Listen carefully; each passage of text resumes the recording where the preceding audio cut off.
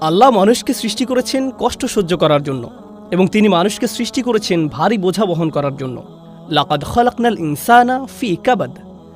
আমরা অবশ্যই মানুষকে সৃষ্টি করেছি ভারী বোঝা বহনের জন্য এবং কঠোর পরিশ্রমের জন্য। মানসিকভাবে আপনি লড়াই করছেন, শারীরিকভাবে আপনি সহ্য করছেন, আপনি লড়াই করছেন। হতে পারে আপনি স্বাস্থ্যের জন্য লড়াই করছেন, আর্থিকভাবে লড়াই করছেন, মানুষের কারণে লড়াই করছেন। এই জীবন আল্লাহ এটি নকশা করেছেন কঠিন করে। কখনো হয়তো আপনি অন্যের দিকে তাকান এবং আপনি বলেন, আমার চেয়ে তাদের জীবন অনেক সহজ। কিন্তু আপনি জানেন না আল্লাহ তাদের আসলে কি অসুবিধা দিয়েছেন। এটি আপনার কাছে অদৃশ্য।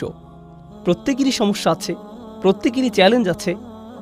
আপনি উদাহরণস্বরূপ চিন্তা করতে পারেন যে ফেরাউনের বিশাল রাজত্ব ছিল, সাম্রাজ্য ছিল, সে সময়ের বিশ্বের বৃহত্তম সেনাবাহিনী ছিল, সমস্ত সম্পদ যা একজন মানুষ চাইতে পারে, সমস্ত শক্তি যা একজন মানুষ চাইতে পারে, সমস্ত স্ট্যাটাস যা একজন চাইতে পারে, তার সব আছে। তাহলে কিভাবে তার সব কিছু আছে আর মুমিনদের কাছে কিছুই নেই? অথচ আল্লাহ তার সম্পর্কে বর্ণনা করেছেন যে সে ভয়ঙ্কর আতঙ্কিত অবস্থায় বাস করত। অনুরিয়া ফিরআউনা ওয়া হামানা ওয়া জুনুদাহুমা মিনহুম মা কানু ইয়াহযারুন। তারা ভয়ের মধ্যে বাস করত। সে রাতে বিভিন্ন দুঃস্বপ্ন দেখত। সে কোনো কিছুতেই শান্তি পেত না। কখনো কখনো মানুষের কাছে বস্তুগত জিনিস থাকে, কিন্তু তাদের মনে শান্তি নেই। কখনো কখনো মানুষের শারীরিক সুস্বাস্থ্য থাকে, তবে তাদের মানসিক স্বাস্থ্য ভালো থাকে না, তাদের মানসিক শান্তি নেই। সুতরাং সমস্ত মানুষকে আসলে সংগ্রামের মধ্য দিয়ে যেতে হয়, এবং এটি বিশ্বাসী এবং অবিশ্বাসী সবার ক্ষেত্রেই প্রযোজ্য। সুতরাং প্রথম যে জিনিসটি আমি আপনাদের সকলের কাছে পৌঁছাতে চাই এবং একই সাথে নিজেকেও মনে করিয়ে দিতে চাই, তা হলো আমরা বিশ্বাসী, কিন্তু এর অর্থ এই নয় যে তার ফলে আমাদের সমস্যাগুলো অদৃশ্য হয়ে যাবে। এটি এমন নয় যে আমি বিশ্বাসী তাই আমার কোনো দুঃখ থাকবে না, অথবা কারণ আমি বিশ্বাসী তাই আমি কোনো কিছু নিয়ে উদ্বেগ অনুভব করব না, আমার পারিবারিক সমস্যা হবে না, বা আমার আর্থিক সমস্যা হবে না, স্বাস্থ্যগত সমস্যা হবে না, বা অন্য যে কোনো কিছু। বিশ্বাস করুন, আল্লাহর উপর আমাদের বিশ্বাস, আল্লাহর সাথে আমাদের সম্পর্ক, তা আমাদের সমস্যা সমাধানের জন্য না।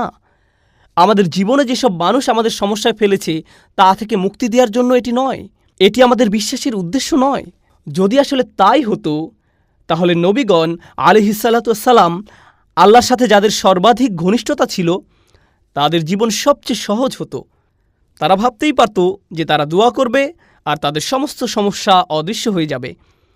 কিন্তু যদি আপনি নবীদের জীবন অধ্যয়ন করেন, তারা আল্লাহর নিকটতম মানুষ আলাইহিসসালাতু ওয়াসসালাম, কিন্তু তাদের জীবন সবচেয়ে কঠিন। আবারও বলছি, তাদের জীবন সবচেয়ে কঠিন, এবং কখনো কখনো তাদের কাছে সবচেয়ে কঠিন সময় আসে, এমনকি দূরের শত্রুদের কাছ থেকে নয়, এটি তাদের নিজেদের পরিবার থেকে আসে। অন্য কথা, এটি তাদের কাছে আসে তাদের থেকে তারা পালাতে পারবে না। তারা প্রতিদিন তাদের সাথে আছে, তারা তাদের সাথে তাদের পুরো জীবন কাটাচ্ছে, কিন্তু তারা এই সমস্যাগুলি থেকে দূরে যেতে পারছে না। সুতরাং মানুষকে আসলে তৈরি করা হয়েছে এবং এমন একটি পরিস্থিতিতে পাঠানো হয়েছে যে তাদের প্রতিনিয়ত লড়াই করতে হবে, তাদের মোকাবেলা করতে হবে খুব কঠিন পরিস্থিতি, খুব কঠিন সময়। এমনকি মানুষ তাদেরকে এটি মোকাবেলা করতে হবে জীবনের অংশ হিসেবে, এবং এর সাথে ঈমান থাকা বা না থাকার কোনো সম্পর্ক নেই। এমন নয় যে আপনার যদি আরও ঈমান থাকে তাহলে আপনার এই সমস্যাগুলো হবে না। আসলে মানুষ মনে করে অনেক বেশি ঈমান থাকলে জীবনে আর কোনো সমস্যা থাকবে না। আল্লাহ আমাদের সৃষ্টি করেছেন এবং আমাদেরকে একটি ঝড়ের মধ্যে রেখে দিয়েছেন। কল্পনা করুন, সাগরে ঝড় উঠেছে, আপনি সেই ঝড়ের মধ্যে, চারিদিকে উত্তাল সাগর, এবং আপনি আপনার ছোট নৌকায় আছেন, এবং ক্রমাগত আপনি ডুবে যাওয়া নিয়ে উদ্বিগ্ন। আপনি তাদের সম্পর্কে উদ্বিগ্ন যারা আপনার সাথে আছে। তো এখানে বিশ্বাসের কাজ কি? এটি আপনাকে শক্তি দেয়, এবং এটি আপনাকে ঝড়ের মধ্য দিয়ে যাওয়ার ক্ষমতা দেয়, পথ চলতে নির্দেশনা দেয়। এর অর্থ এই নয় যে আপনি ভিজে যাবেন না, এর অর্থ এই নয় যে কখনো কখনো নৌকা প্রায় ডুবে যাবে না, তবে আপনার এখন এর মধ্যে দিয়ে যাওয়ার ক্ষমতা রয়েছে এবং ঝড় থেকে বাঁচার ক্ষমতা রয়েছে। দেখলেন তো, এটাই আমাদের বিশ্বাসের উদ্দেশ্য। এটা সমস্যা থেকে মুক্তি পাওয়ার জন্য নয়, বরং আসলে আমাদের শক্তিশালী করার জন্য, যাতে আমরা সমস্যার মধ্য দিয়ে যেতে পারি। সালামু আলাইকুম।